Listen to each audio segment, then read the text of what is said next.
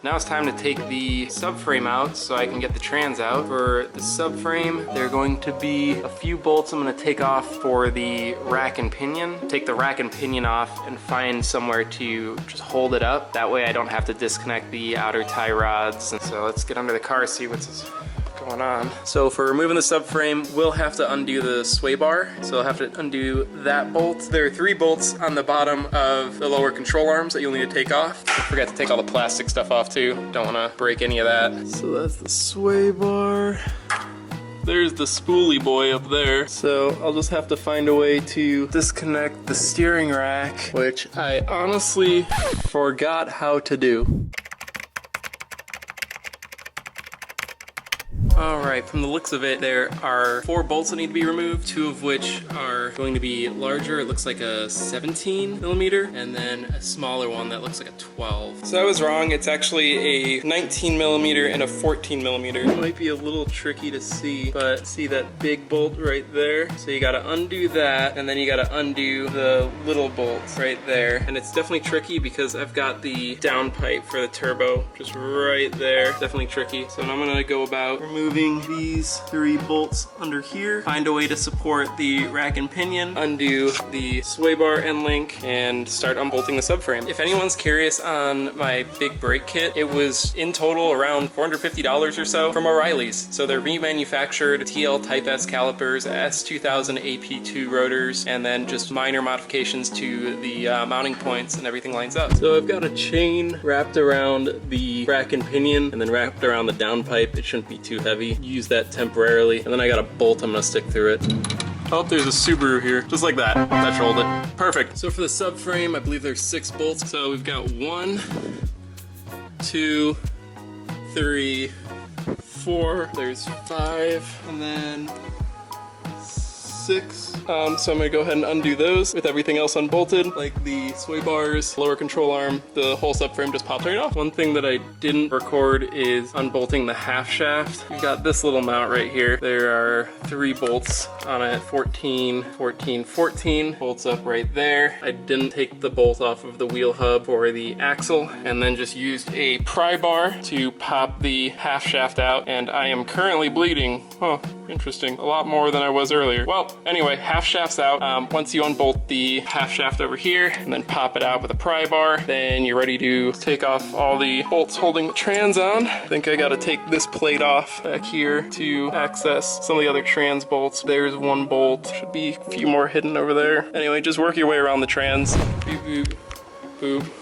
Boop. Got everything out. I went ahead and put a jack stand with a piece of wood on top of it under the oil pan. That way I can unbolt the transmission mount, and then that'll lower the drivetrain onto that jack stand to where I can unbolt everything on the trans, and ideally just slide it out, down and out that wheel well. A little longer than a few minutes later. With a couple more injuries, the trans is out. You can get a better idea of where the bolts are. So they're all 14s and 17s. There's one in the top left that's for the starter motor, then 17s along the top, and then 17, 14, 14, 14. And this clutch looks toast. Definitely gonna throw a new clutch in. But happy the trans is out. That only took 9 months. Ta-da! That's how you remove a trans. Kinda.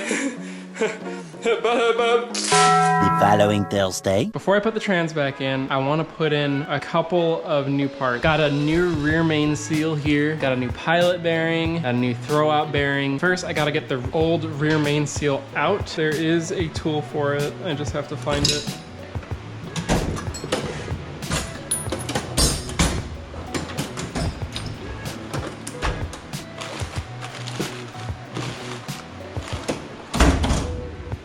Here it is. So this is a seal puller. Oh shoot. This is very difficult to do with hand paws.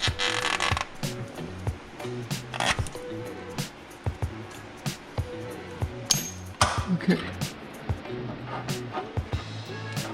Nope.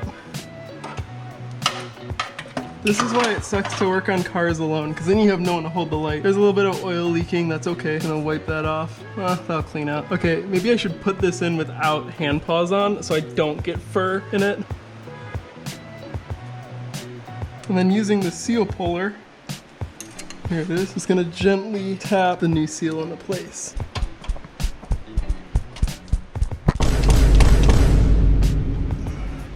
You want to make sure the rear main seal is flush, going all the way around, and that's pretty flush. So now's a good time to wipe that down. You know what?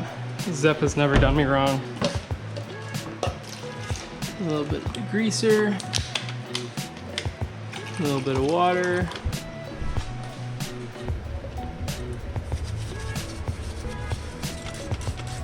Five minutes later. 2014 Civic Si flywheel torque spec, 120 Newton meters. So there's 70, 80, 87. Oh, you also want something to brace the crank pulley. So that's a big one. I think it's a 19. Yes. All right, so now I got that on there. Put my bit on here. The bar on the other side hit the ground there.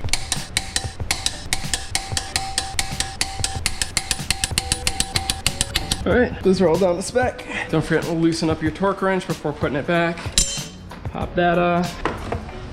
The next thing to get off is gonna be the pilot bearing, so I can put a new one in. You actually take that out with bread, believe it or not. I'm just gonna take some time while I'm down here to really clean stuff up. Ideally without getting my tools all dirty, and ideally without getting myself all dirty.